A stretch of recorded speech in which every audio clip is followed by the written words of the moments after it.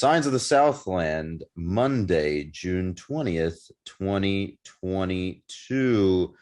Mr. Grant and Mr. Purdy, little birdie, one of our sources has informed us that one of Georgia Tech's residence halls may have caught fire earlier today, maybe. Yeah, take this with the grainiest grain of salt ever. But one of my group, the last groupies I'm still in on campus, said Glenn is on fire, and as they were about to go play soccer. What that means, I have no idea. It could have just been a stove fire, not a real fire. Who knows? So all that to say, Tech is not outside the forces of nature still. That said, if it was Woody's, if it was Woody's, they would have accelerated some planning. But that said, we hope no one got hurt if this was real. If it's not real, thank goodness. Let's talk about campus construction.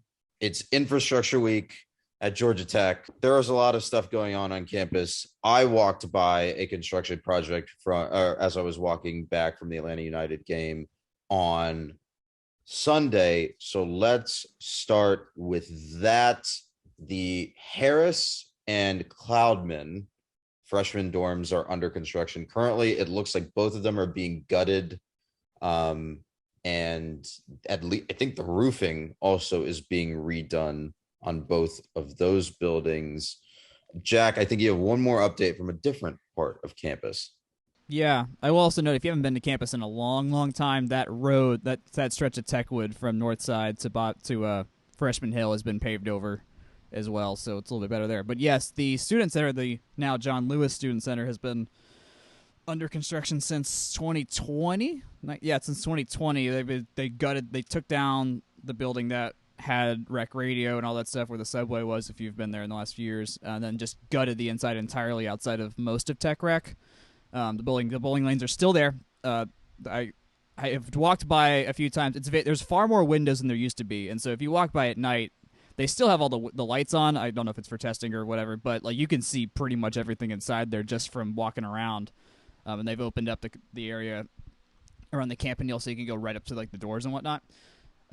It looks a lot more uniform to how the rest of the new buildings are, so it has the same feel that West Village has the same feel that the exhibition hall has, and that whole stretch, which I think is kind of the point of like the new style, so to say, of what all Tech's new buildings look like.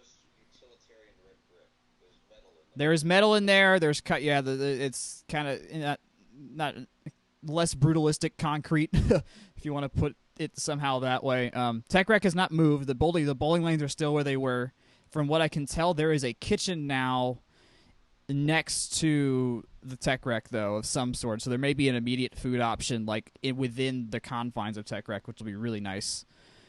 They were still looking. It seemed like the main staircase was still had a ways to go. But beyond that, the food options will be back. Nothing's labeled, so I have no idea where the Chick-fil-A is going, but I assume it's going to go back in there because that made it really easy to put it there. But it does look way nicer, and it looks more modern. You're not going to have those empty ceiling tiles like me and Jake did when we were in the line at Chick-fil-A for those midnight milkshakes or whatever years ago, which was its own thing. But yeah, so that building looks a lot better, and I think especially come football season, that'll be a nice little spot to go into. It'll actually be usable for bathroom stop, air conditioning for the hot games and whatnot. So as a whole, this is good for all of campus, and I'm glad John Lewis gets a shot at gets a building game that term on campus. I got to see him at what's it called? Whatever I'm forgetting what the theater's called, which is dumb because I worked across there for years. No, the First Theater. He spoke there at one point. That was the only time I ever got to see him. But I think it's, for me personally, it's really cool that the one place I saw him at, literally at one pebble's throw away, the building's named after him now. So all good things there. Very fair. I mean, Jake, we haven't been by the student center, the campus center, since NCAA swim championship. So it's interesting to see how that part of campus has developed, especially since we graduated. And then, I mean, even the last time that we've been there, because that whole block now not only has the campus center, it also has the rec garage, which you'll touch on in a bit. Oh, I forgot about that. My bad. Oh, no, you're good. I was teeing Jake up for this. So you have the campus center in the corner, you have the rec garage in one corner, and then just this nice little walkway, around the campus center up towards sort of the exhibition hall. and the rest of campus that way. A lot of that sort of sidewalk infrastructure has been redone as well over the past couple of years. It's like a lot of new concrete. I know this is a little too much construction inside baseball, but it does look like the landscaping and everything does look really nice.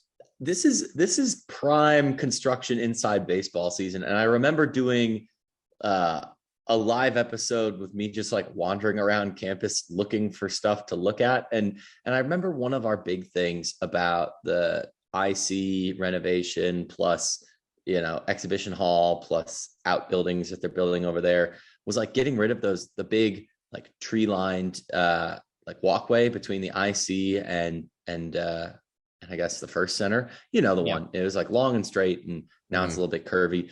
And like, I think as those trees fill in, you'll kind of get a similar, not the same effect, right? Because it won't be identical tree. They're all purple for that same week in March kind of deal.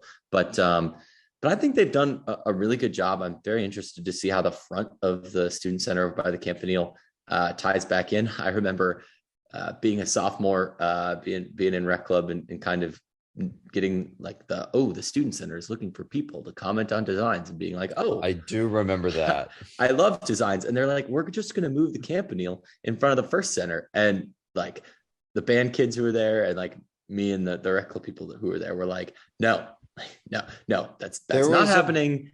That's a terrible idea. And it was a terrible idea. So they didn't do it. And we can all be thankful for that. One thing I will add again, kind of tying in all of this, is that rec garage. They have broken ground. I've been by honestly since right around then, as somebody who they hit up all of us for money. They definitely hit up you for money. I had graduated by then. I would like to give money to that project, but they never returned my emails. So hey, I mean, it's good for the taxes. It's good to support the club. Yes, that's why I donate to the institution for tax breaks. Have you heard of Texas football, sir? Anyways, Texas. Anyways, that garage I think does have a frame up now. Last I saw, or at least something defining that where you actually identify, it's going to be there now, less than just a pile of dirt that it used to be. And if you think about it, what have all these buildings replaced, right? And granted, yes, football game day, RV parking, very sad, it's gone. But the outbuildings, the exhibition hall, and the rec garage all replace parking lots of various sizes. And just having key pedestrian circulation, unearthing some streams, all that good stuff, accessibility improvements from the CRC clear through to Tech Green, I think is going to do wonders for what is already, I would say, underrated, at least in the Jack, you kind of have known Tech forever, but at least me as an outsider, when I was applying, I was like, it's in the middle of the city. Is it really going to be a campus? Tech's a pretty underrated for its campusiness, I think, and versus other people that I've talked to who are first timers. My mom talks about it all the time, all the freaking time. But I think this will do wonders for, just improving that even more. Yeah, no, I had similar worries. Like when I first toured there, like the first time I like truly walked it was my sophomore year of high school, like in the middle of winter during winter break. So like there was no one there. You didn't get the real feel of what the place was like at the time. And then when I did my real tour in the spring of my junior year, was it my junior year? Whatever you're supposed to do it. I definitely felt the idea. Felt the vibe. Like, okay, I can be in the middle of campus and not hear a car. Like it's. You got the sense when you sit there and you just look and you just kind of sit with the vibe of campus, you finally get the vibe. You feel the vibe properly of like, okay, no, this is kind of a nice little oasis in the middle of everything. It is in the smack middle of the city. Like you just throw a dart at if you make a dartboard out of the perimeter and aim for the middle, you're hitting Tech. So it's remarkable that we have that, and adding more pedestrian spots and making it more walk for a city that just sucks when it comes to bikes and pedestrian stuff in a lot of other ways. Making Tech better at that as like at least a launching point is really cool. So I cannot wait to see the finished product once we get there in the fall. I love this little trip into like us being an urbanism podcast for the summer, because this is something I'm pretty low-key passionate about on the side, whether it's transit or biking or walking. Just the fact that Tech, like they do a great job of promoting like the trolley as an option for people taking MARTA, or working with Path to, even if you can't jam a multi-use trail through the middle of campus, like getting Path Parkway built, look, I mean, that's essentially what Atlantic Drive is, right? It's them saying, hey, this is a bike path, a bike highway, really, from the Wells Fargo clear to Home Park. But and then that's what this path that they're building between the CRC and I guess Tech Green is going to be. Like you're really tying all that together. And I think improvements that hopefully the T-Splosh 2 coming through with the Bankhead Bridge revitalization, tying Tech to the west. Maybe other stuff's further in the pipe, but Tech does a great job of showing that walkability is a thing. And I think that all ties back into like the Tech Square development and really being part of the impetus for Midtown being what it is. Because Midtown, I, in my humble opinion, and there's a lot that could be better about it, but it really embodies, I think, some of Atlanta's best, livability, walkability, all that good stuff. And that it shows, because it's expensive as heck to live there, which is why I currently don't at the moment. Let me tell you. But you raise a good point, right? Especially when it comes to Tech working with the city in general. And that's not something that used to happen. No, right. I mean, it's happened in our modern era, right? Since the opening, or since Tech bought what is now Tech Square and all of that land in Midtown, it's been more of a public-private partnership, or a public-public partnership in this case, because Georgia Tech is a public entity. But you've seen more of this synergy between Georgia Tech and the powers that be at Georgia Tech and the city and its more urbanist elements. It's probably since 96 or the early 90s, right when the Olympics show up, to the modern day. And that's super important as we continue to move forward as a city, and then also as Georgia Tech continues to expand and make improvements to its campus, like you said, tying into Path, making improvements to where it can to tie into other urbanist improvements in the city, and making Georgia Tech and its surrounding area a better place to live and work in. Yeah, I think, and we'll get into the rest of the episode in just a second, but I think Tech in particular has made great strides with that. Just if you look how it's changed its opinions on land use, but also at the same time, I don't think Atlanta as a whole, granted lots of fits and starts, really gets enough credit for how much it has changed and improved in at least the 6 years I've been around. The Beltline East Side was a thing when I got here, but nothing else was around it other than like brand new ponts and South Side Beltline. That wasn't a thing like that, and West Side will be done soon, and it's slowly being pieced together, right? Yeah. You can go from Tech all the way down to Krog Street in one go and basically jog back. Well, and I was going to say, once they finish that Northeast segment, you'll be able to go from Tech clear all the way to almost the perimeter on Path 400 in protected lanes too. So that'll be big. And granted, 285 and 400 expansion is a great example of how the state does not do a good job of that. I don't want to talk about it. You've hit a trigger point for me. We'd be remiss if we didn't mention that amongst all this, there is like that $2 billion campaign that just got launched as well. So who knows what this discussion looks like, and I don't know. Well, that's a very long-term play that Cabrera's got with this, but like us three doing this again in 10 years, if some form or fashion of it, we're having a very different conversation because of probably the effects of that as well, and what plans have been able to be fostered out of that, assuming they get the money.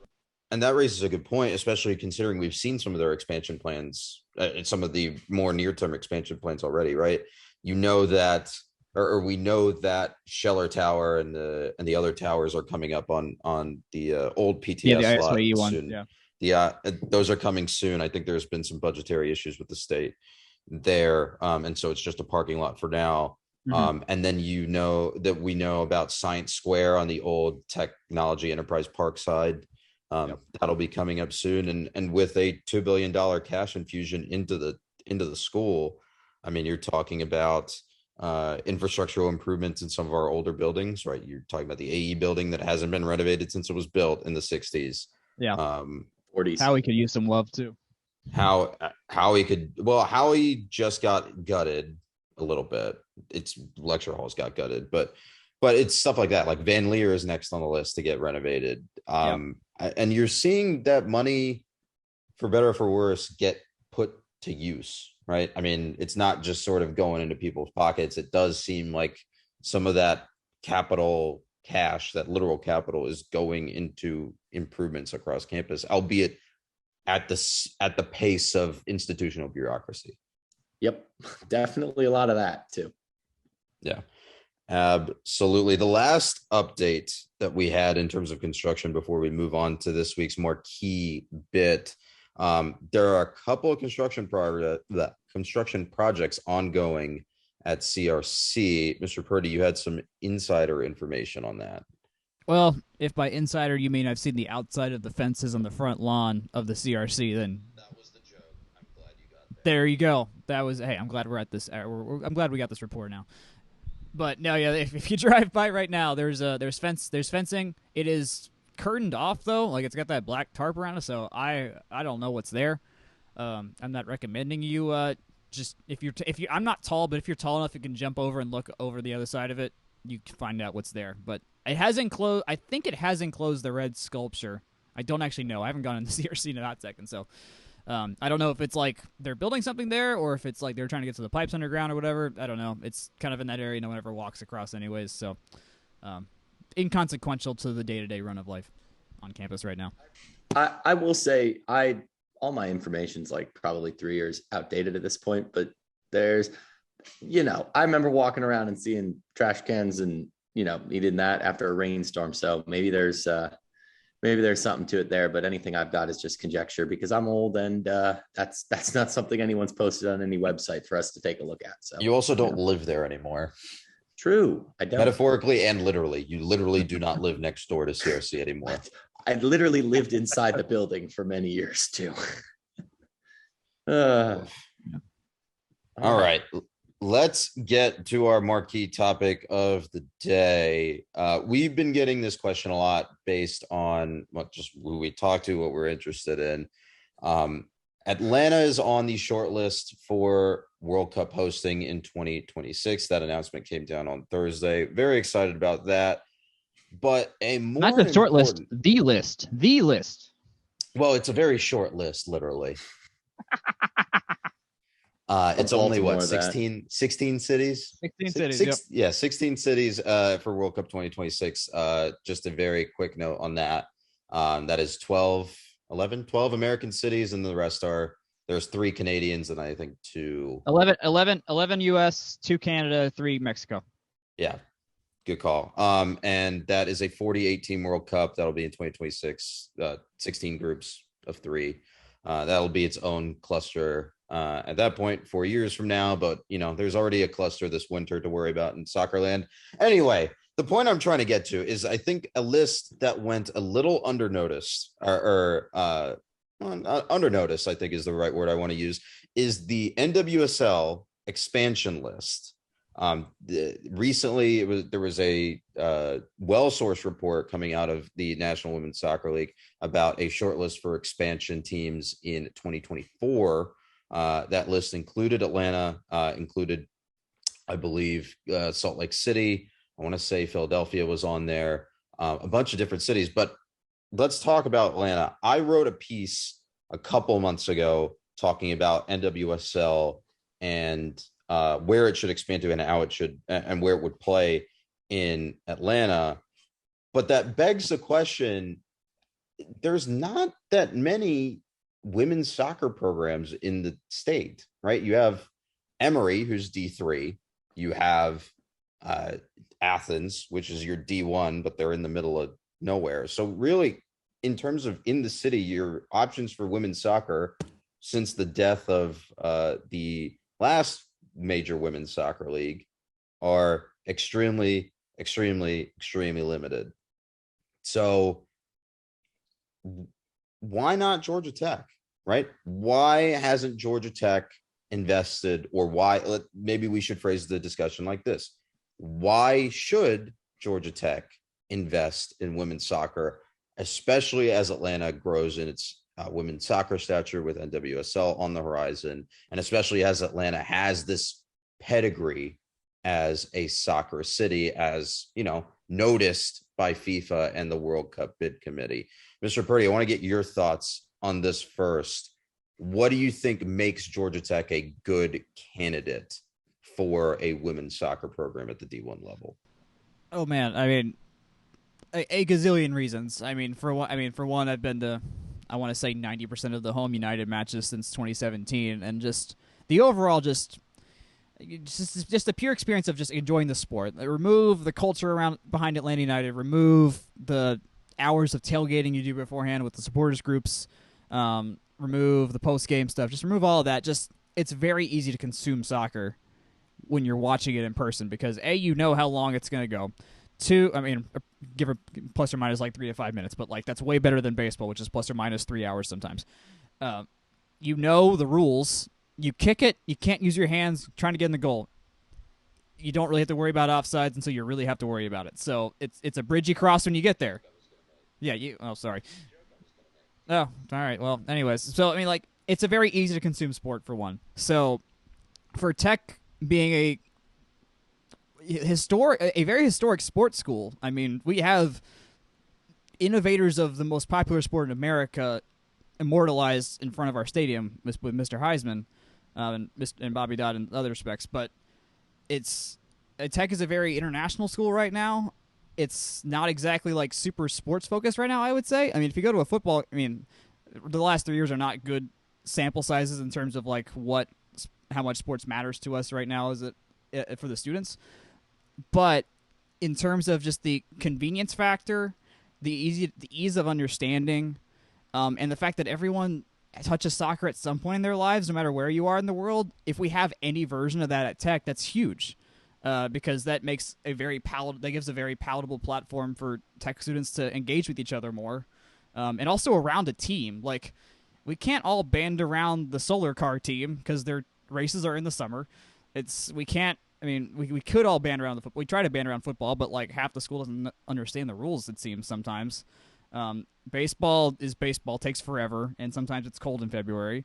And then there's only some people that can get into O'Keefe. And then basketball games happen when we're asleep on Saturdays or late at night and during the week.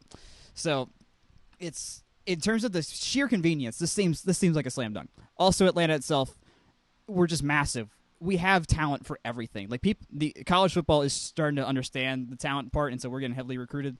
And growing up, everyone I knew played soccer. So I played baseball, but I think there's a gazillion factors. What else do y'all think? I'm gonna, I know this is a soccer episode and all that great stuff. I will say before we dive in, winning solves a lot of those problems. If we're good enough that baseball is good enough that people have to go see a game, and we've seen more people go to baseball in the last couple of years when we've been returned to form, regional contender, beat rivals, things like that, can hit home runs for days. They'll at least go to a couple innings a couple times a year. Football, more people went when Akshay and I were freshmen than go now because we were better and people saw it as a better use of their times and their friends took them, right? You're saying, maybe not everyone knows the rules. Well, I would drag my floor because I'm like, hey guys, like we're 3-0, let's go. And then of course the community experience is something that has to be factored in. Then, of course, we're 3-0. That first game that is a loss was a Clemson on a Thursday night. Everyone goes, this was a waste of my school time when I could have been studying. They go, oh my gosh, I thought we made a great play. And it turns out it was a safety that hurt us, and that those kind of things add up. And I'm not going to say it's been all downhill since because, oh man, got a couple good bowl wins in there, or a good bowl win in there, a couple good VT wins in there, a win in Athens, all that good stuff. But wow, 3 of those things were all in the same year. Anyways, continuing on, like I get it. I played like Sunday league soccer as a kid, but that game resembles the modern game in a way that baseball resembles t-ball, if you know what I mean. Like it's not right. It's not the same game. And until like I came down to school, till I met the guy who's on the other side of this podcast that we haven't let talk in 5 minutes. Like, I had no connection or no desire to. I was an active soccer hater, right? So I think. Oh yes, he was. Let me tell you, the same was. things are always going to hold true because no sport is a silver bullet, right? No. Maybe basketball comes the closest. Super easy to understand and big enough that everyone's filled out a bracket, in the same way that like maybe you say, hey, international kids or a different selection of kids like soccer than liked baseball, or a different selection of international kids, or maybe northern kids know basketball versus Georgia kids football. A lot of touch points. That's a lot of touch points. That's all a bunch of, everyone's going to have something that they don't understand. And I think it's more about finding something as that common, or as not even a common, just disparate entry point, right? Because if you fall in love with going to Bobby Don for an Atlanta United soccer game, maybe you're going to like going back for a Georgia Tech football game. And maybe that applies to Georgia Tech soccer too. Or oh, wow, I really like going to Tech baseball. Softball is good this year. Why don't I go check them out? It's $3, the it's about getting those touch points. And I think that's one thing that this would do with the popularity of soccer, of women's soccer, of in general. It's just another great option, right? You said it, we have the talent. I think more so we have the need, right? Just to be competitive with the rest of the ACC, to, get those games on TV, to, recruit those types of athletes that want to play soccer and all that good stuff. In terms of needs, the one thing that we need the most in order to make it happen, though, is space, which is the critical thing we don't have. There's going to be interest, right? Sickos like us will go to every dang game. That's just who we are. But yeah, the question, I think, money and space are the two most in demand thing in sports, and in particular with us, tying back into that urbanism. Midtown does not have a lot of empty lots in the middle of it these days. Oh, no, it doesn't. And we went through, God, when prepping for this, we spent an hour prepping just our potential locations for this team. But before we get there, I want to touch on a couple more things. I think both of you are extremely accurate when you say that it's a really important cultural touch point on campus, right? You have Tech putting more and more influence every year in its graduate programs, which are overwhelmingly international focused, and giving them a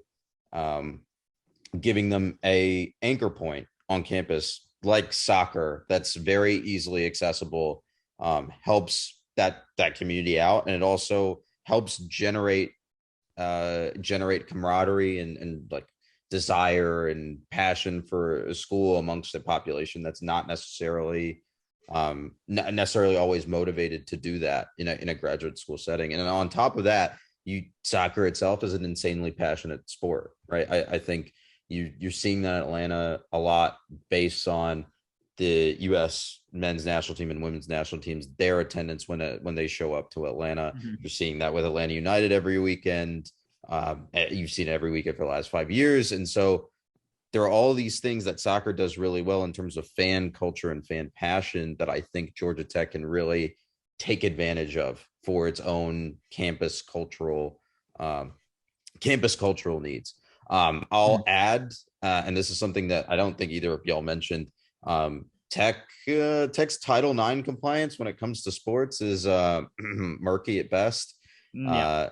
There have been a couple of different things that we've heard about how that works. I don't know if there's anything we can say 100% for sure on that. And then an important factor is that the ACC itself has a carved out exception for Georgia Tech in its membership regulations, right?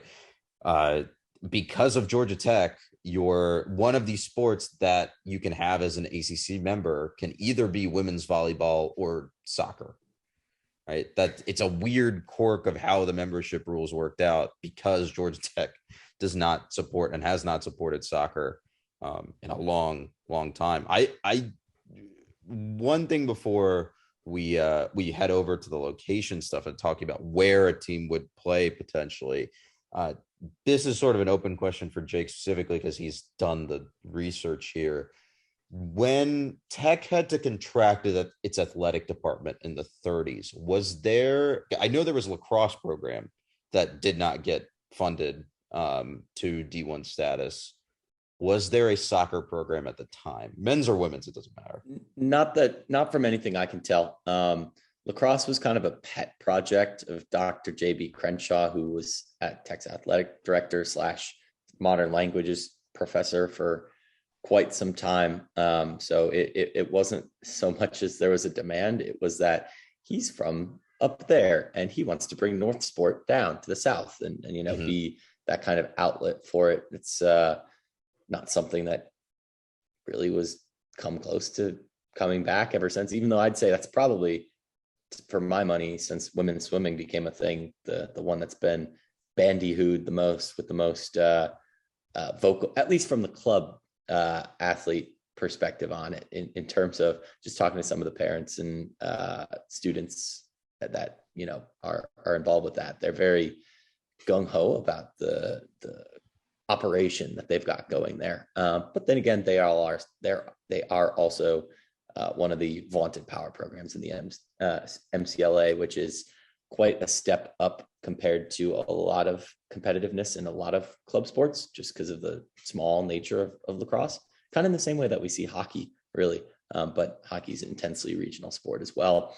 Why doesn't the SEC have more hockey championships, we might ask? Does it just really mean more? Who's to say? It sounds like they'd be skating on a nice slush pond in Conyers for about one day a year is the vibe I get. But womp womp.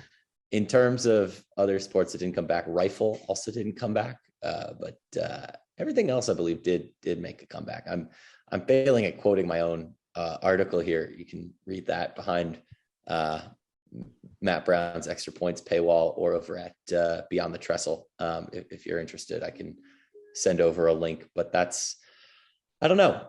It's not for lack of interest though. Like it's not like the men's or women's club teams have ever been poor. They're quite good themselves. It's a town that's seen an explosion in popularity. It's just not something that we really have a historic attachment to at all.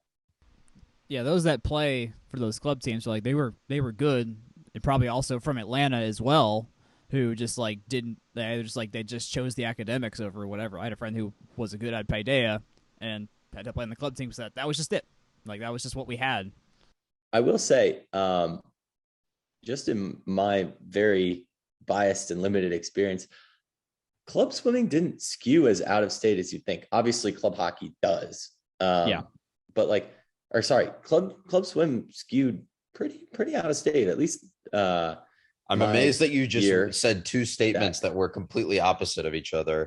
I meant that there were more out of state people, it seemed, than in state, but that, or at least relative to the amount that Tech is. So I don't know how much it is them electing to stay home, but I mean, if you've got the choice, playing club at Tech, if it's got your degree, that's a pretty compelling option. But that's not really the point here, right? The point is a varsity team, and like I said, I think that history is not going to be a thing either way because it just doesn't exist for it. But in terms of the question just is always going to come back to money, land, and time, right? And land, obvious scarcity, and money. I mean, come on. Like I think I saw that eye roll, but it's just such a big constraint. I will say that for the purposes of our next discussion about where this team would play, let's assume that this is a Ted Turner-esque vanity project. Okay. Some anonymous donor has decided that he wants to, or they wants to be the unabashed proprietor and owner of Georgia Tech women's soccer. They have oodles of unlimited money. Where do you think they would play? We've developed a list of options. I'll start. We'll just sort of list these off. I think the golden goose site that Jake and I have been talking about whenever this has come up is the parking lot on West Campus next to Woodruff, ex-Woodruff Dining Hall and the Woodruff dorm. There's a nice square little parking lot that borders the dining hall and Northside Drive on its west and east sides, or east and west sides respectively. Yep, that's right. Yep. Jake conveniently has measured out the dimensions of this, and the lot looks to be 105 by 115 in terms of yards. And that does include a slip lane on north side that would probably buy another 5 yards if you got rid of. But yes. Interesting. We'll keep that in mind. Again, just to sort of encompass this discussion as we talk about the lot further, some of the requirements for what a stadium or a training facility would need to have. Number one, it has to have a FIFA or NCAA regulation field, which is 115 yards long by 75 yards wide. Secondly, in our opinion, needs to be near or on campus. Let me jump in and just say that defeats a lot of the existing like American football fields that you have. If you're going and thinking, oh, why don't you just plop it on top of the American football field? Well, they have to paint extra lines wider than like the sidelines are, because the width of the NFL field is far smaller than you think for soccer, even though it kind of can seem like especially on TV, it can kind of seem like the other way around. But we got to go way wider than you may think. If you've seen football lines, American football lines drawn on a soccer field before, right? Like you can sometimes see them on United games, but the grounds crew there does a really good job of using their paint Revolution eraser. Games are the best. Revs games, yes. New England Revolution games always have lines down for the Patriots. Sounders games will occasionally have the Seahawks lines down. There were a couple of games where when Nashville was still playing at the Titan Stadium, when their field lines were down. If you've ever seen them, you know the difference in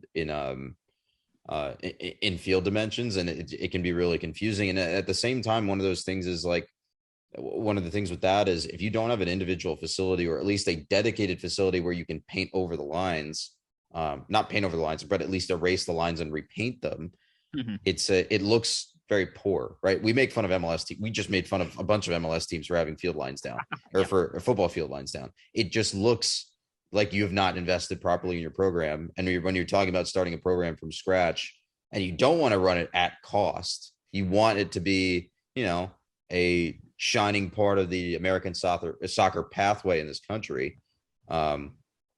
That's not something that you do, and that's not something that you're not going to consider. And a couple other things, it needs permanent stands. So I think in most of these we've accounted for some space for permanent stands for seating. And then I had on here training facilities. I think that's easier for soccer, where you can just train at the stadium and have a small workout space and like weight room in the stadium. But that's neither here nor there, and that's something that can be ironed out. Our second option on the list behind the Woody's parking lot that we talked about is the Rose Bowl field. Mr. Grant, do you want to walk us through this one? Yeah, so I'm just going to throw this out there. This one's not feasible, but it's worth mentioning because I hear it all the time when this topic comes up. In terms of Rose Bowl field, one, it's infeasible because that is football's current outdoor practice field, despite them having an indoor and using Bobby Dodd with relative regularity, especially now that it's been turfed.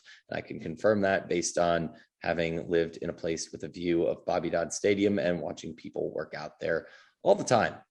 So definitely it is a blessing to have a lot of space, but in terms of Rose Bowl field's dimensions, for those that have ever seen a practice there, looked at it from above, it is not a, full length American football field, which we've already established is too small for soccer.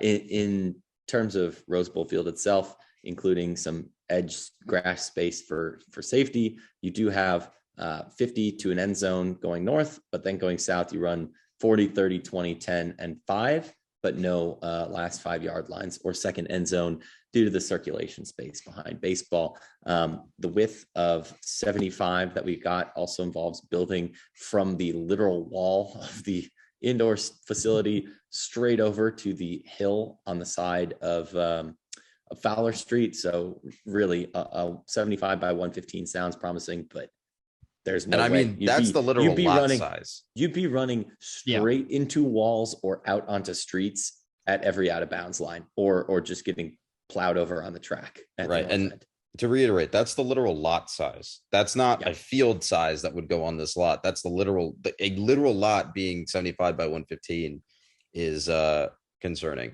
Yeah. Because you need to not only fit a regulation field in there, but you need stands, you need safety space on each sideline, et cetera, et cetera. Mr. Purdy, you had some thoughts with regards to, or I guess we had some thoughts with regards to Bobby Dodd Stadium. Do you want to talk us through those?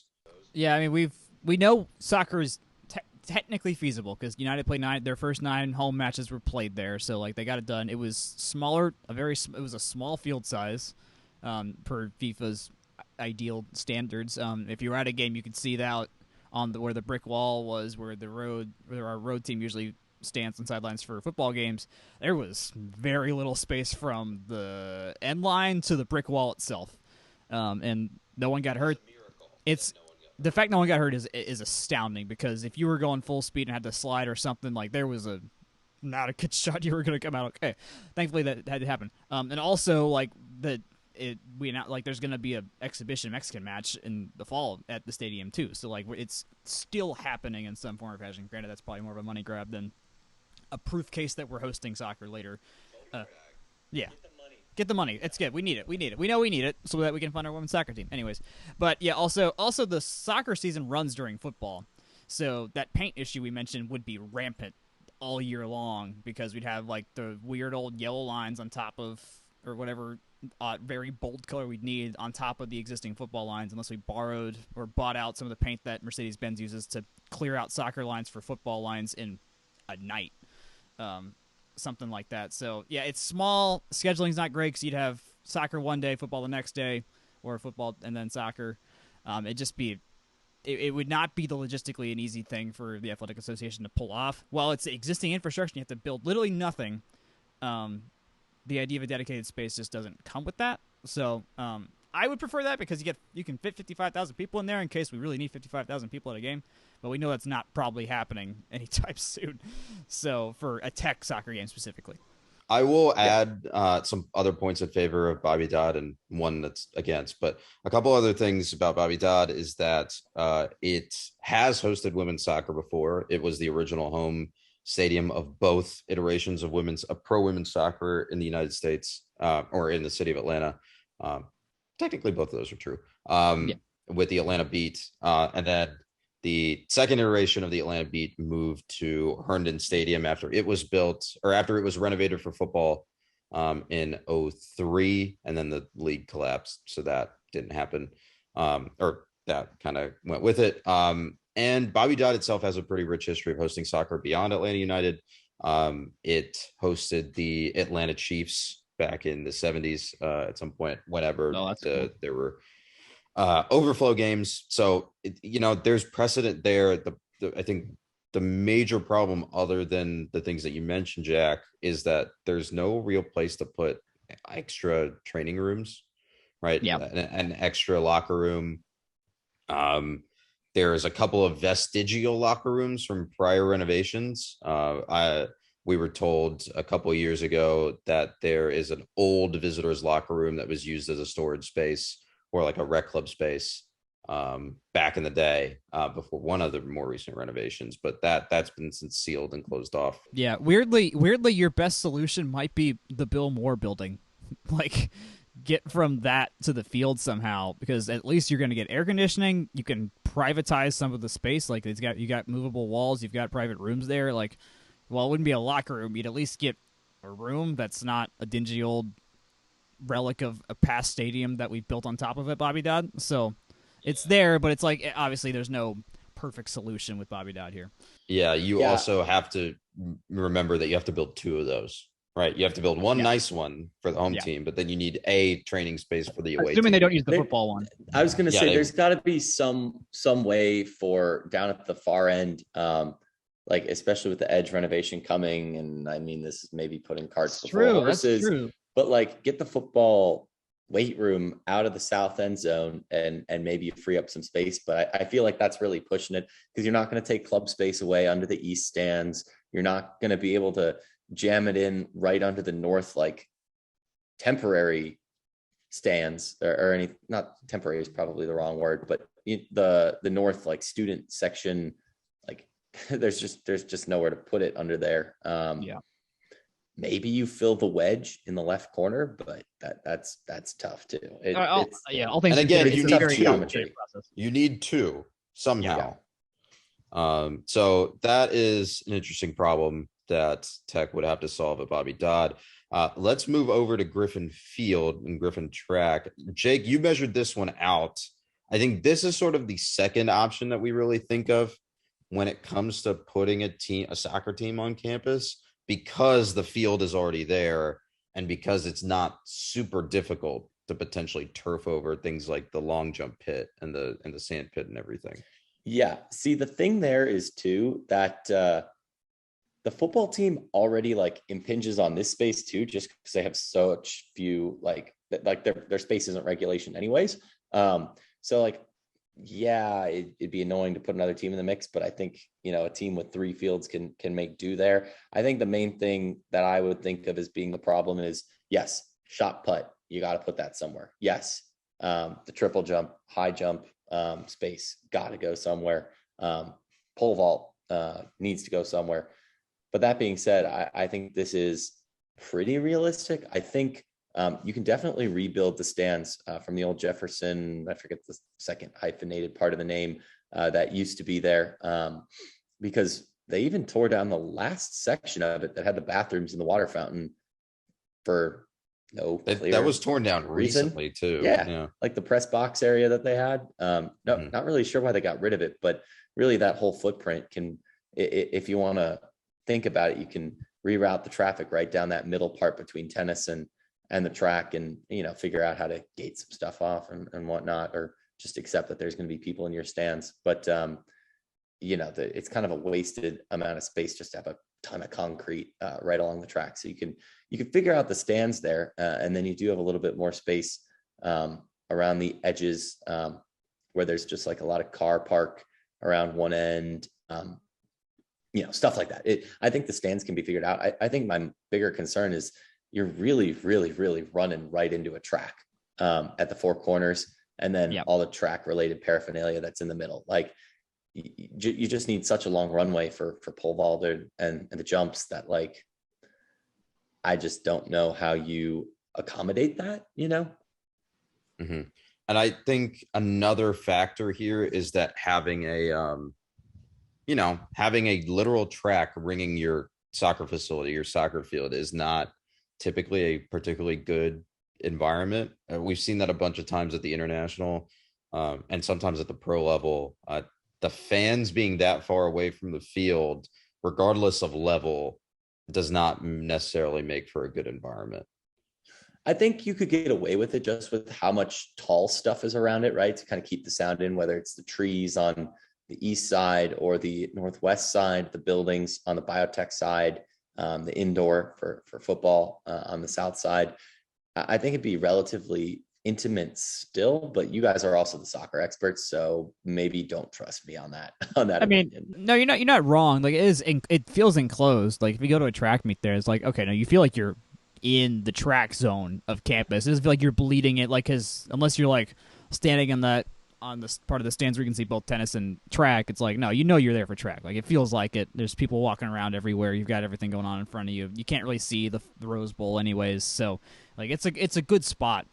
And especially in the west side, like where like that path that connects from the Turner Building that goes up behind the Science Squad area. Like there's elevation there too. And whenever track meets happen, like people are lining those fences.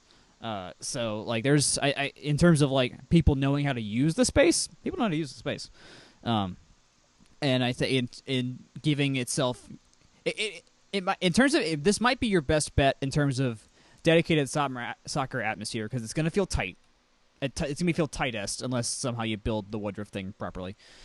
It's going to feel tightest, and just in terms of like you're as close to on top of the stadium as you can get.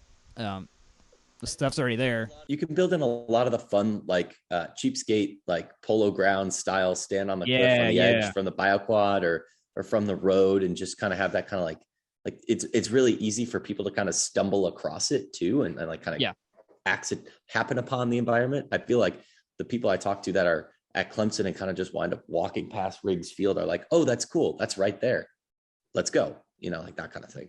Yeah, I like this a lot. And you also get, and that's a good point because that happens at tennis a lot too already, right? Mhm. You have Mhm. so many people that don't necessarily enter the tennis courts, but they ring that outside edge that's right on the street just to get a glimpse of what's going on, and that'll draw Yeah. people in as well. Let's move on to a site that's sort of close to campus, but still a little bit out, Midtown High and Henderson Field for APS. This is an already extant site, right? This is already used for a bunch of different sports, which, it has, Including it's already used for soccer. soccer. That's a good point. The concern that I have with using Midtown High is twofold. Number one, it goes back to what I was saying with regards to lack of investment. When you use a non self-dedicated self-dedicated facility, you run the risk of it just reflecting really poorly on your program because you're renting out the facility from another entity, and you can't put your own branding on it. You can't sell your own stuff. You don't make any money off of concessions. It's potentially a net loss game after game, depending on how many tickets you sell and what your contract is. And beyond that, Henderson Field specifically has all of those field lines down. So the problem that we were talking about at Bobby Dodd with field lines just gets compounded at Henderson Field because they not only have the football lines down, I think they have lacrosse lines down. They already have pre-existing soccer lines down.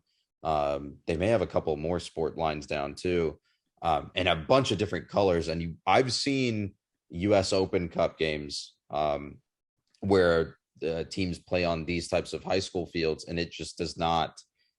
It's just not a good spectacle, right? I think part of soccer and part of the idea of soccer that we have in the city, especially, is that it's a spectacle and every game is fun and every game feels.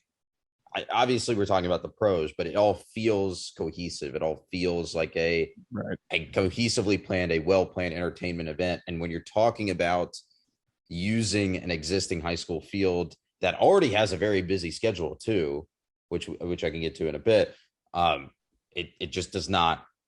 To me, it does not reflect proper investment into this program. Yeah, it wouldn't match the rest of the athletic experiences at Tech. I mean, everything else for the on-campus sports, at least, like, cross country and golf are going to be different just because of the nature of the sports. But for everything else that we can host an event on campus, you feel like you're playing at Georgia Tech because you actually are.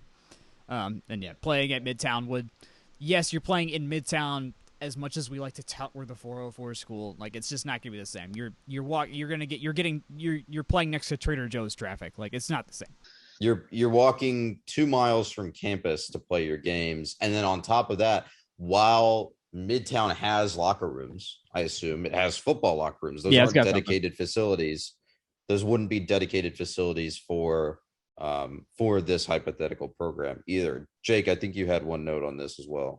I've got a question. I know this is a relatively new development, but why does Midtown High, apologies, it's still this way on Google Earth, but why does Midtown High have a field with their markings on it at Freedom Parkway and the connector interchange, like a full football field and a baseball stadium? Oh yeah, that's where their baseball location is. They had not all their sport. That may be where they practice. Just for all I know, because I know Atlanta uses they use the other field for non-game purposes. So I think Henderson also is like a city field, like not in the sense that the city uses it for a bunch of things, but a bunch of APS schools play. Yeah, all the local high schools, like if it's not at a school, then if the name of the school, like, so I live in Avondale Estates. That's where I'm recording from now. There's an Avondale High field. Avondale High is closed, but the field itself in the end zone still says Avondale because that's just what it was, and was the home team for years and years. So regardless, so even though Midtown is like the host, they get the end zone credits, if you want to put it that way. But it's not gonna say APS or whatever. They just put the location of the field itself. So all that to say, their practice field is probably where you're finding there on Google Maps there when you're the baseball field. Yeah, I was going to say, as somebody who goes to Woody's Cheesesteaks a lot, there is always something every night on that field. So that doesn't surprise me, but it's just, that field's too used up for them to use it every day. Yeah, and that sort of ties back to what I was saying about the schedule for Henderson, right? You have a Yeah. bunch of different community events, and then you have high school football, and then you have Atlanta's ultimate frisbee team, whose name is currently escaping me. I think there's also an Atlanta pro lacrosse team that uses that field, the outdoor lacrosse one, not the box lacrosse one, the indoor one. But it's a bad fit for so many different. It's the break glass in case of emergency solution. Yeah. In this same realm, Jack, you'd mentioned when we were preparing for this, the field at Emory that's already hosting a D3 soccer program. Yeah, I mean, yeah, And Emory's at probably least has other an programs too. Yeah. Yeah, I mean it's the same break glass in case of emergency kind of option. Yeah, it's there. It's a very nice field, and I think they use grass, so at the very least you're getting a good environment. You're getting a very nice. It's something. If you were to replicate the closest to what Tech could offer in a perfect world on campus, you'd play at Emory. Well, it looks like it's the same dimensions as Griffin Track, maybe a little bit longer, but just kind of hovering over it right now. Because it's got a track around it, right? Yeah. It's that building outside the Woodruff Rec Center where they have their pool. And they've got some stands they got some dedicated stands there. For those that don't know, they have a very fun family track event during the summer that you can go to, and it's an open race kind of thing. So yeah, I mean, I think it's less used than Midtown High, but I mean, yeah, all that to say, there are existing stadiums there that if we really needed to, we could use, but it's not helping Tech's brand, so to say, and it does not align with the goals of the Athletic Association right now to use these stadiums. Never mind. Straightaway is longer at Emory, so that they have even more land there for a soccer stadium. So wow, private university having more land to build whatever they want. Weird, huh? Could do it. Let's talk about another on-campus site. I promise there's not that many more of these. We'll roll through some of these really quickly. The Burger Bowl. We have two different options for this because there are two different halves of the Burger Bowl. One is on I think this is the west side. That's the couch. This is the couch side. Yeah, the couch side. And then you also have the literal, I think the old Burger King side. Yeah. The Burger and Burger Bowl. Both of these are, I mean, if they were big enough, I think they would be properly I think they would be really good options. But we talked before we started recording about some of the drainage issues that both of these sites have had over the years, and you can kind of see it on Google Maps when you zoom in a little bit. There's a lot of dirt, a lot of just slick, muddy areas, because this is right on top of a creek, I think we were saying. Yeah, it's right on top of a creek. And I think I was driving around campus with last time I was there two times ago. Anyways, I cut through campus commuting a couple days ago.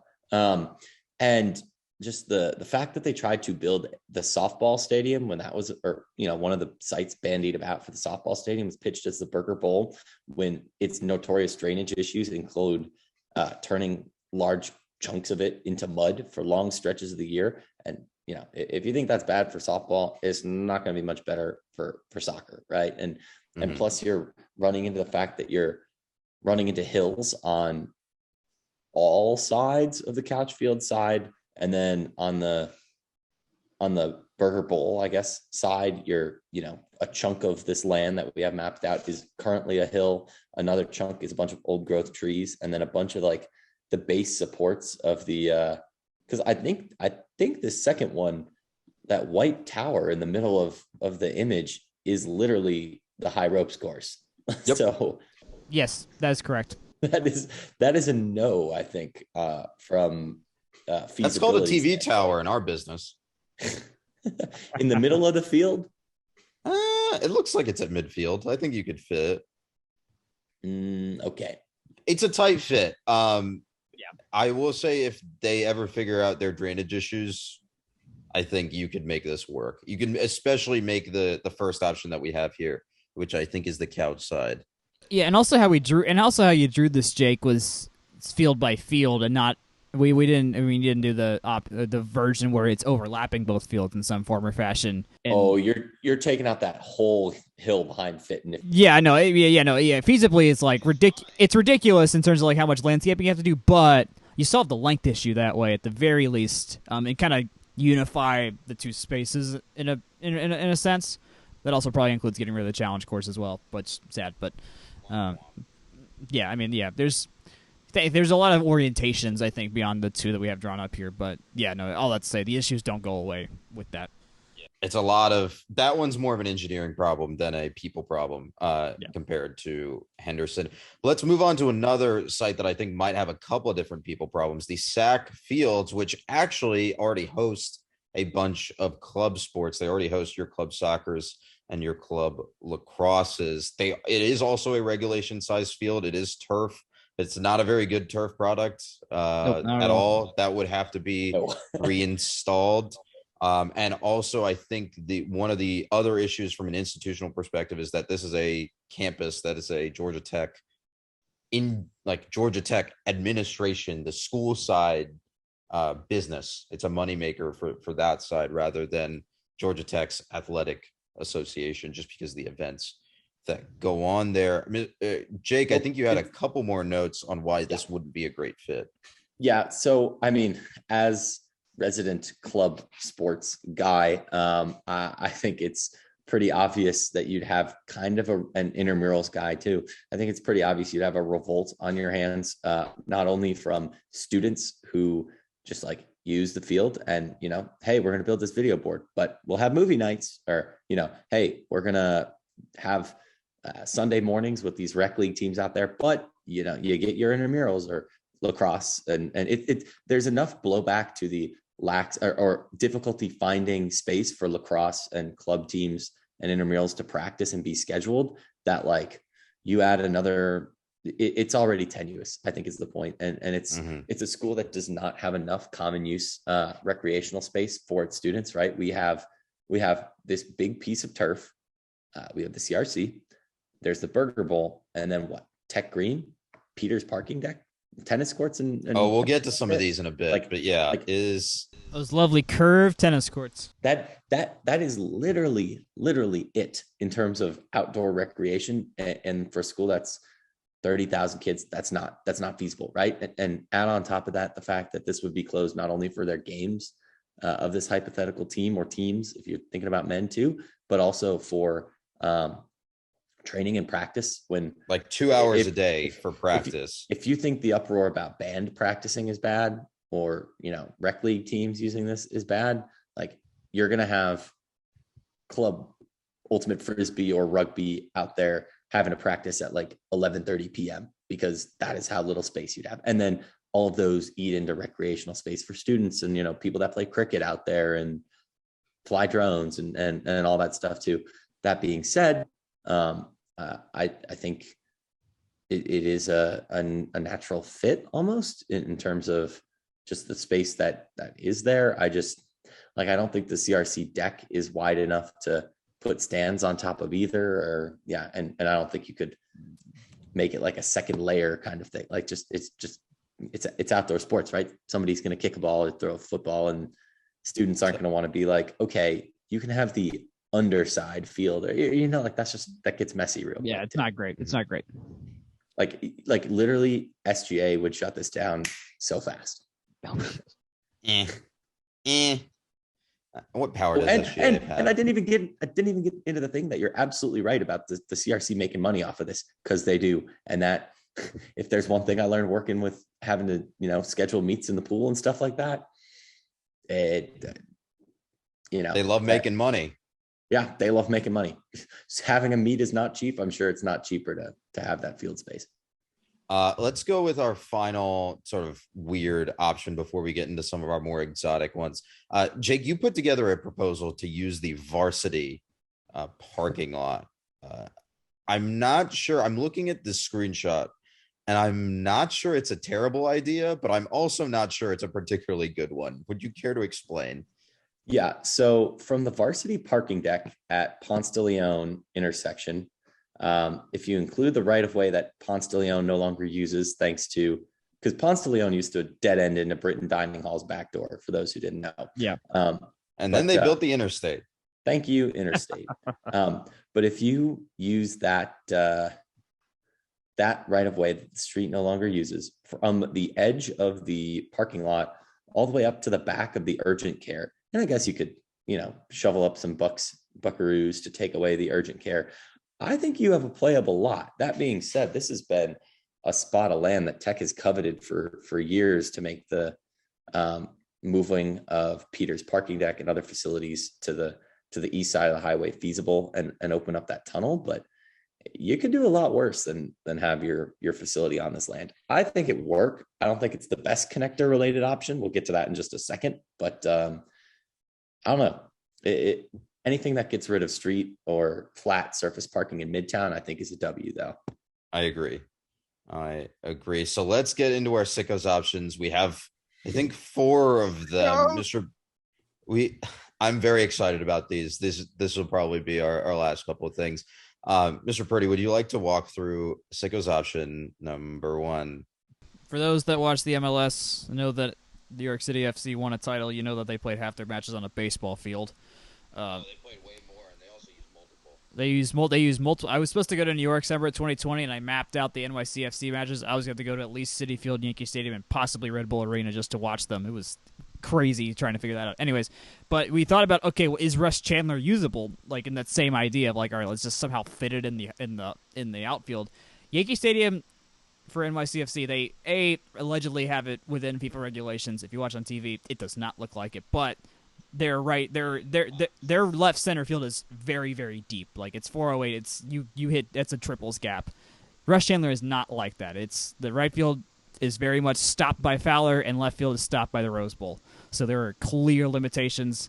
If you put it flush on the against the wall on the first base side, like against the road dugout, you end up running past the wall, and you end up running into like the batter's eye and all the storage stuff that's back there. So you get to 131 by 105. But if you put it within the walls, it's really hilarious because you basically can do it within a square of 96 by 90 in yards, which is only legal if you're playing a friendly, which is not how the NCAA season runs. So while it'd be hilarious to watch it, also though it mean the baseball team couldn't use the pitcher's mound because they have to flatten it. They have to use one of those temporary mound ones you use when you're like a 12-year-old playing Little League. Yeah, I have to believe that Russ and Mac would not be happy about that. No, those two gentlemen would not enjoy that. Now you could do it Oakland Raiders style where you just don't turf it over, which would be hilarious but just deadly. Also, there would be a zero fine knees after that, but some very long slide tackles too. Anyways. Yeah, no, it'd be nuts, but I mean, for all that to say, this sickos option is hilarious on thought. We thought it was possible for about 2 seconds, and then we saw how very infeasible this is with how much infrastructure's around it. I think there's one space of land that would cause more of an uproar than the Sack Fields and Russ Chandler. I think those are my top two. No, sorry.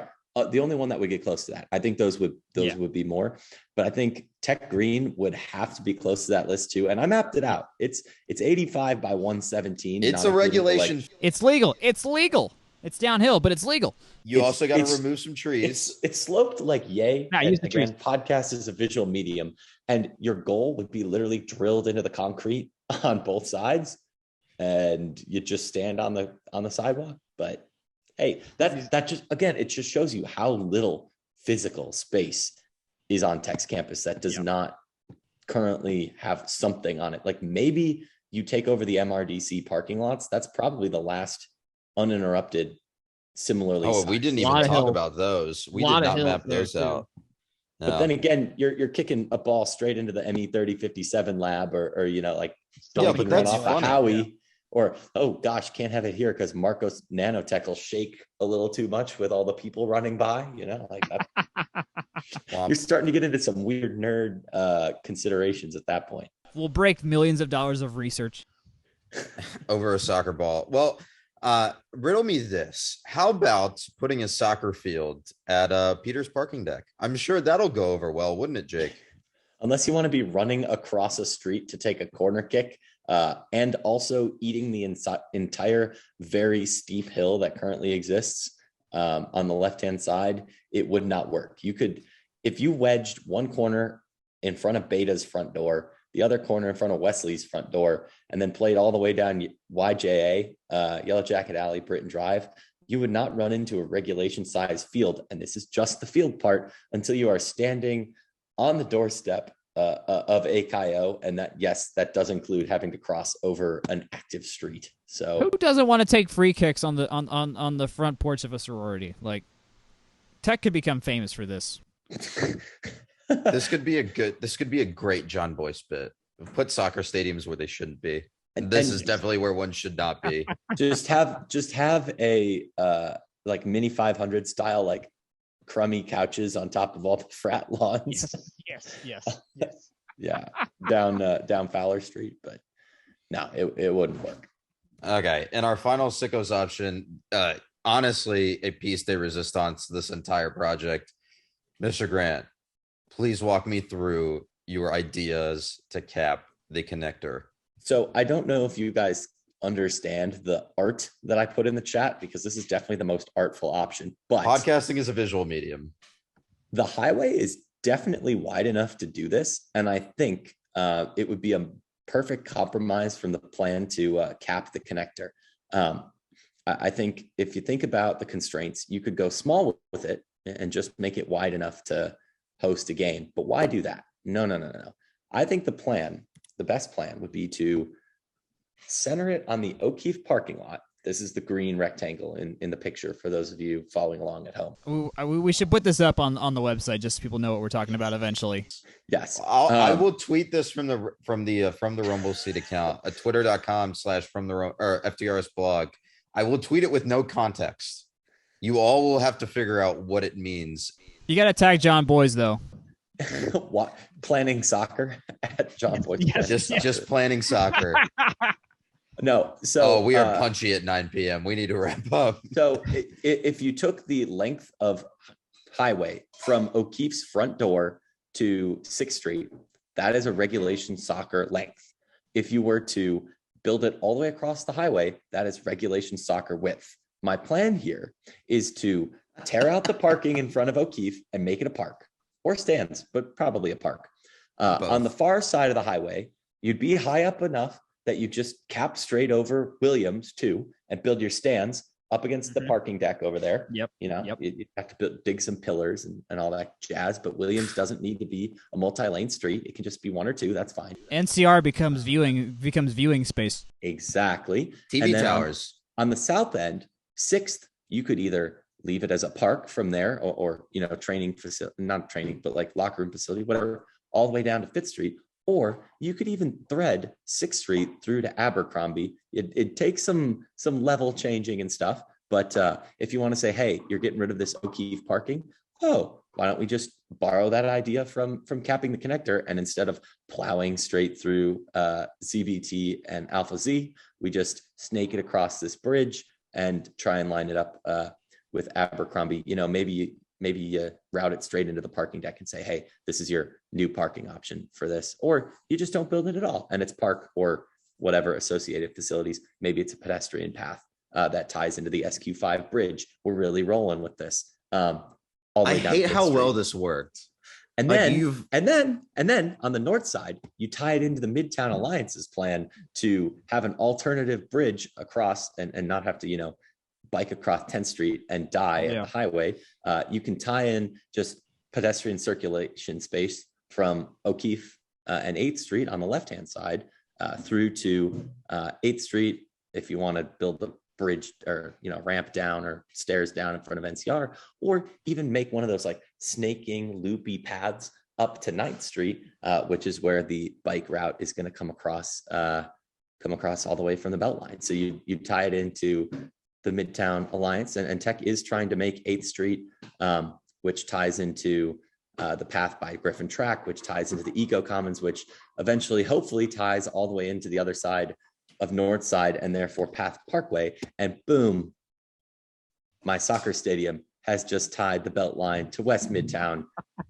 I hate how well this worked. Those Instagram and provided meaningful public plaza space in the heart of Midtown. Boom. Those Instagram posts where it's like there's these soccer stadiums like on like something like the Rock of Gibraltar or like against an iceberg or something like that. This would be one of those stadiums where it's just like, no, this is a truly metro stadium where it is completely wedged. It's not professional. It could be professional if the WSL team plays there, but it's like this is a stadium truly wedged around urbanism. Well, it would instantly become the most like iconic modern stadium built in America. Sorry, Truist Park. Yeah. Screw you, but like that's not iconic. I mean, I would have said Mercedes-Benz in that spot, but I digress. But I'm just it's baffled. It's walking distance from MARTA. You can bike from it. It inspires biking from the Beltline all the way to West Midtown. It completes Georgia Tech's need for a soccer and lacrosse stadium to inspire that. Hey, Andre Dickens, give me $1 billion and I will. Oh, more than that. Maybe a little bit more. Yeah. I just need some 2x4s and some grass. Hey, we got the seed. $2 billion project going on. We just grab a few mil from that. Exactly. Maybe. Exactly. This idea got so much better an hour after we thought of it. Hour and a half. I told you. Trust me on this one. The extra 5 minutes of me prepping will be worth it because I was on a roll. So he was on a roll. That is it for our stadium options. I just want to really quickly touch on sort of the realistic chances. I think we've hit all the major points in terms of why Tech needs a women's soccer program. Why Tech needs a soccer program in general, I think, and where it would play. But let's talk a little bit about the realistic chances that these plans get off the ground, even if they're not capping the connector related. Jack, you recently did an interview with President Angel Cabrera, where he mentioned this point and mentioned having a soccer program, a women's soccer program on campus. Can you tell us a little bit about that? Yeah, no, I straight up asked him, like, hey, are we going to add anything? Because in the back of my head, I forgot. Like, I had known we weren't Title IX compliant for years, and just for whatever reason, I just didn't think to, like, put that in my outline that I sent him. I was like, hey, like, are we going to add anything? And then he's like, actually, we need to. Like, we, at some point, have to have another women's sport. Like, this is until, I don't know, I have no idea. Now, I say that I have no idea what the timetable is, like, if that's within 10 years, within 5 years, or whatever. But, like, at some point, we need one, like, to just be compliant. And Angel is a very outward-going Real Madrid fan. Like, soccer is his thing. He told me he plays he legitimately plays a part in recruiting European athletes. And we have a freshman from Spain coming in this year for a women's basketball team. And so, like, he's as invested as anyone ever could be at this level for us, realistically, of, like, who you would get as president of Georgia Tech. And we mentioned in a couple episodes ago that, like, Todd's been pretty, as much as we suck at football, we've been very good at everything else. And developing and just developing consistency with not the lesser sports, but just the lesser known sports. And so if we were to add one, I mean, golf is the easiest because you build literally nothing. You add 6 scholarships and you're done. Like, we already have the Kuchar space and you don't play on campus. Soccer, though, at the very least, it tugs at Cabrera's heartstrings a little bit more. He knows about the Atlanta United stuff. He's talked with Darren Eales in the past. He's buddy with Mayor Dickens right now. Like, they just text each other. Like, he legitimately texted him to get him to do the commencement speech for my graduation in the spring. So I don't know what that means financially. What that means with the new investment coming in. Just all the realistic issues. Like, we don't know. What we do know is that Cabrera likes this idea a lot, which is as much as we've gotten. To be clear, he likes the concept of a women's soccer program. He likes the concept of having a women's soccer team. Not Jake's scheme of capping the. No, we're not talking about. Yeah, we're just talking about a team existing. To be fair, we haven't asked him to comment. But yeah, and also the capping the connector was a actively sought project by the city for a while. I don't remember if that was Kasim or Mayor Bottoms that did the bulk of that work, but it recently got shelved. So it's not happening as of now. It was going to be, I think, a mix of parks, possibly some buildings, just something to make it usable that wasn't highway space. But all that to say, yeah, I mean, we have to add a sport. Cabrera wants us to add something. They have to. This is the key part here: is they still have to do. I forgot how he worded it. You can go listen to my Tech Lively episode about it. It's near the end, but basically they have to do. They still have to evaluate like what actually is going to be best for the institute and what they can feasibly do. So that process still has to happen, which tells me it's not anytime soon the next varsity sport's coming unless they just on a whim decide to add golf. Because they're going to do their due diligence. They're going to figure out what's actually doable, what's best for the institute, what, like as we said, the other stuff, what drives in the money? You need it. I mean, AA is always gonna. It probably will be the most profitable sport, is what they choose, honestly, for the AA. So that's where we're at. We need to be Title IX compliant. You want to mention the CreateX part? I went to a CreateX session with Todd Stansbury in 2018, shortly after he was hired. He had a lot of interesting stuff to say. I think I've done a write-up about it from the Rumble seat. But he did similarly mention, like, hey, we need to, based on the success that we had hosting Atlanta United, like, this is an option for us, right? We know that this is something that can make us a lot of money, and in an environment where we're constantly sort of fighting for market share, that gives us an advantage, right? That can help us out if we're able to do it right, and if we're able to, put together a proper plan. So it makes a lot of sense from a market and from an institutional perspective, right? We talked a lot earlier about that. It's a draw for international students. It's a draw for international culture. It solves maybe not the right word, but it adds so much to your campus culture if you're able to start a program that speaks an international language, for lack of a better term. I forgot about this note. I want to shout out my cousin Estella. She legitimately texted me. It was like, hey, does Tech have a women's soccer team? Like, she legitimately was like, hey, I would want to play here. And I'm like, we just have club, but maybe one day we'll have it. I don't know. But like, it's like, okay, family members are asking if they can come play for Tech. and that's not nothing. Like, that's anecdotal. That's anecdotal and means probably nothing in the grand scheme of things. But it's like, okay, no, like, there's at least someone out there that like would do it if we had it. Right. From Virginia, not Georgia, from Virginia. It's something that Jake and I have talked about a lot when it comes to some of those non-rev sports and why students are coming here, right? You're able to get an education, you're able to play and compete at the highest level in pretty good facilities. But the most part for why some of these kids are coming here is to get that education and get a high quality degree. Mm-hmm. And soccer, while it isn't going to be a revenue generator, right? It's not going to be a high level revenue generator like a football, just because of the TV rights and everything. But it is still going to be a driver of culture. It's going to be a driver of success in those other non-financial factors, just like a lot of those non-revenue sports are. Cool. We've hit awkward silence. So I think that means we're just about done for the night. It is also getting late on the East Coast. Mr. Grant, do you have anything else for us tonight? If anybody releases a plan to cap the connector with a soccer stadium in the near future, I will come and find you and I will yell at you, because that's my idea. So thank you.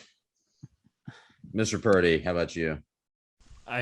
I'll have to say, I really hope we get women's soccer one day. It's going to be so good. The culture is here. We're ready for something like this. We're ready for the expansion. So if we get it, that'd be great. In the meantime, please go watch our women's volleyball, basketball, and softball and all the other sports.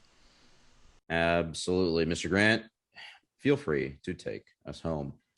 At FTRS blog on Twitter, from the rumbleseat at gmail.com, also from the rumbleseat.com. You can find us in all these places. Comment, subscribe, send us notes, especially if you like this, and especially if you have $1 billion to give to my harebrained connector cap scheme and also bike path scheme.